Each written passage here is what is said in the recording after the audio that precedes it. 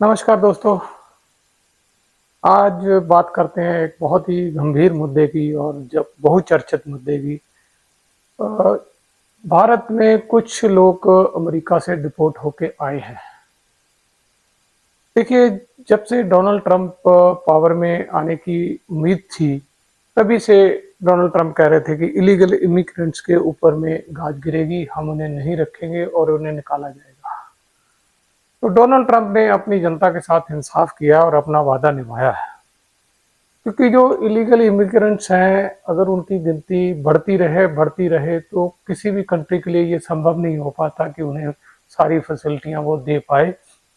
जैसा कि 71 वॉर में भी हुआ था, बांग्लादेश से इतने शरणार्थी आए कि भारत को आखिरकार वहां पे घुस के उस मसले को सेटल करना पड़ा। तो हर कंट्री अपने रिसोर्सेज के हिसाब से ही इलीगल इमिग्रेंट्स को एडजस्ट कर सकता है। और जैसे जैसे ये इंटरनेट की दुनिया बढ़ी तो अवेयरनेस बढ़ी और एजेंटों का जाल जो था पहले लोकल होता था वो ग्लोबल हो गया और ग्लोबल तरीकों से रास्ते से लोगों को इन कंट्रियों में भेजना शुरू कर दिया, क्योंकि ये डेमोक्रेटिक कंट्री है, सारे राइट्स मिलते हैं। एक बार आप यहाँ घुस गए तो पॉलिटिकल असाइलम भी मिल जाता है, शादी भी कर सकते हैं। तो यहाँ पे थोड़ा लिबरल सिस्टम है, तो लोगों ने इसका भरपूर फायदा उठाया और धीरे धीरे रिजेंटमेंट बढ़ती रही। दूसरी चीज यहाँ पे जो नुकसान हुई, जैसे स्टूडेंट आते थे लीगल वीजे पे आ रहे हैं और उनके पास स्टडी के बाद उनको वर्क की जरूरत थी। तो वर्क में बड़ी प्रॉब्लम आ रही थी क्योंकि इलीगल जो इमिग्रेंट्स हैं वो कम वेजेस पे काम करते हैं, ज़्यादा घंटे काम करते हैं, तो इसलिए जेन्युइन स्टूडेंट्स को काम नहीं मिलता था। तो ये एक प्रॉब्लम यहाँ पे बढ़ रही थी अनएम्प्लॉयमेंट की, और लोग हुक एंड क्रोक यहाँ आ रहे थे।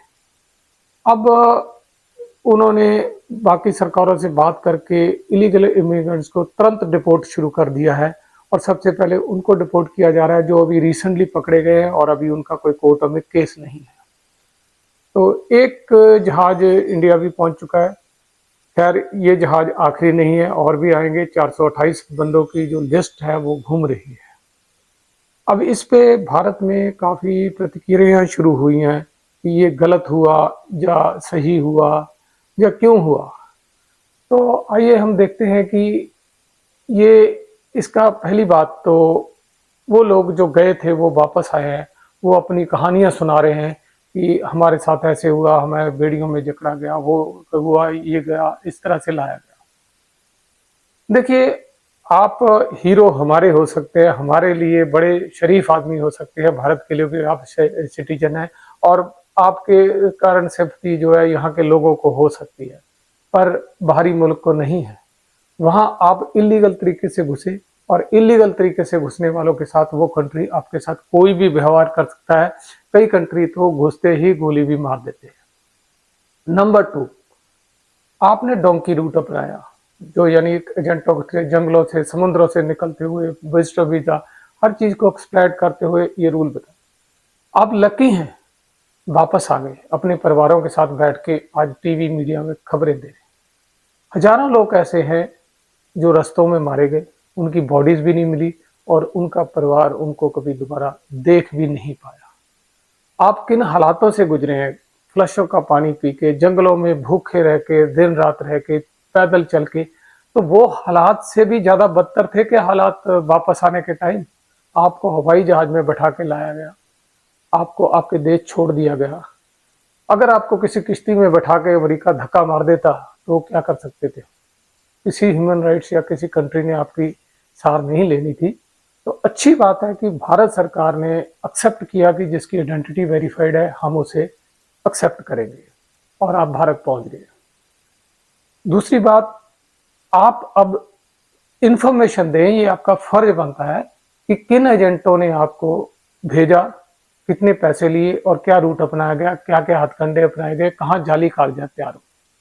तो इससे सरकार को भी मदद मिलेगी और इसके आगे लोग फंसने वाले भी बचेंगे। आप सिर्फ सरकार को ब्लेम करते हैं कि क्यों एक्सेप्ट किया, ये इसको छोड़िए। एक्सेप्ट सरकार ने एक मेहरबानी करी है, गलती आपने करी थी। पैसे तो आपके जो बर्बाद हो ही गए, आपकी लाइफ बर्बाद होने से बच गई है, आप वापस अपने जनों के साथ बैठे हैं। कई लोगों का तर्क है कि मिलिट्री एयरक्राफ्ट क्यों आया? देखिए, जहाज तो जहाज है, कोई भी जहाज है, बैठा के लाया गया उनको और सकुशल पहुंचाया गया। हाँ, मिलिट्री हवाई जहाज उन्होंने यूज करे हैं क्योंकि वो सिविलियन कमर्शियल एयरलाइन नहीं यूज करना चाहते थे। पहली बात, कमर्शियल एयरलाइन में प्रॉपर सेटअप होता है, रूट है, सब कुछ है और उनको अपने एयरक्राफ्ट पुल करने पड़ते हैं। आर्मी एयरक्राफ्ट जनरली ऐसी इमरजेंसी के लिए फ्री होते हैं। दूसरा, अमृतसर क्यों चुना गया? मिलिट्री एयरक्राफ्ट को भारत नहीं चाहता था किसी दूसरे देश को कि ज्यादा से ज्यादा अपनी टेरिटरी के ऊपर फ्लाई करे, तो उन्होंने अमृतसर का एयरपोर्ट दिया क्योंकि अमृतसर के बाद आप डोमेस्टिक फ्लाइट में उनको कहीं भी ले जा सकते हैं, कहीं भी छोड़ सकते हैं, वो प्रॉब्लम नहीं है। तो सिर्फ 15 से 20 मिनट जो है, 30 किलोमीटर, वो जो मिलिट्री एयरक्राफ्ट था वो हमारी टेरिटरी के ऊपर उड़ा और वहीं से वापस चला गया। तो एक स्ट्रेटेजी हो सकती है कि उसके मिलिट्री एयरक्राफ्ट की फ्लाइट इंडिया की टेरिटरी के ऊपर लिमिट करने की। बाकी मिलिट्री एयरक्राफ्ट आ सकता है या नहीं, बिल्कुल आ सकता है। अगर दोनों देशों में संधि हो, सहमति हो, तो मिलिट्री एयरक्राफ्ट आ सकता है।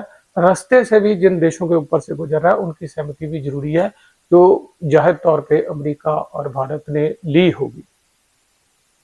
अब जो लोग यहाँ पहुंचे हैं, कुछ लोग बड़े झूठ का प्रचार कर रहे हैं, अभी भी पता नहीं क्यों। एक लड़की का मैं बयान सुन रहा था, कह रही है कि मेरे पास तो वैलिड वीजा था, मुझे डिपोर्ट कर दिया गया। और ये हंसी की बात है कि उसके पास जो स्टडी वीजा था वो यूके का था और वो पकड़ी यूएसए में गई है, तो उस वीजे का यूएसए से कोई कनेक्शन नहीं है। तो भ्रमित मत करिए और पत्रकारों ऐसी चीज को मत उछालिए, क्योंकि वो लड़की सिंपैथी लेने के चक्कर में हजारों स्टूडेंट्स का भविष्य भी खतरे में डाल रही है, क्योंकि अगली बार यूके और बाकी कंट्री भी सोचेंगे कि ये भारतीय स्टूडेंट किस तरह से स्टूडेंट वीजा लेके मिस यूज करके दूसरे कंट्री में जाते हैं। तो इन चीजों से आप मत उछालिए। वो कहती है कि मैं घूमने गई थी। अरे आप भाई अंबाला नहीं पढ़ते कि चंडीगढ़ घूमने चले गए।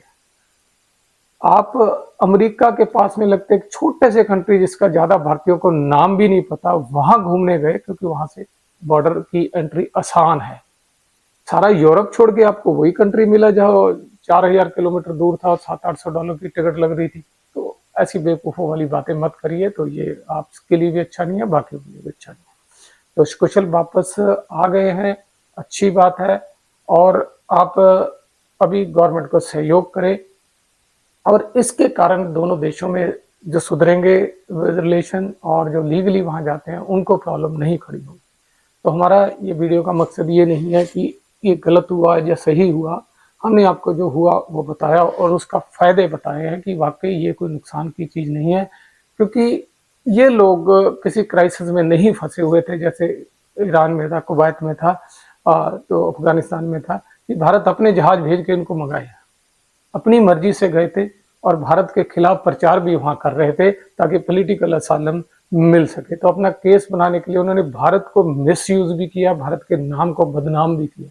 तो उनके साथ ऐसा होना स्वाभाविक था और जब सरकारें बदलती ऐसा होता ही है। तो देखते रहिए और कितने लोग आएंगे, क्योंकि काफी लोगों की आइडेंटिफिकेशन हो चुकी है।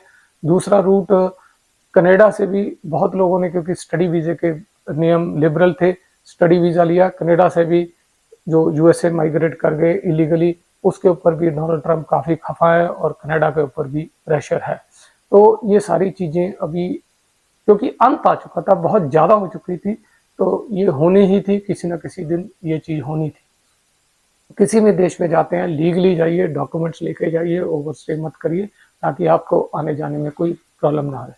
इलीगल रूट्स एजेंट्सों के बहुत खतरनाक हैं और कई लोगों ने अपनी जान गवाई है इसमें।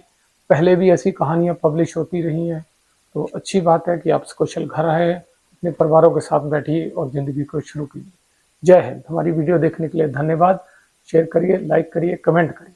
जय हिंद।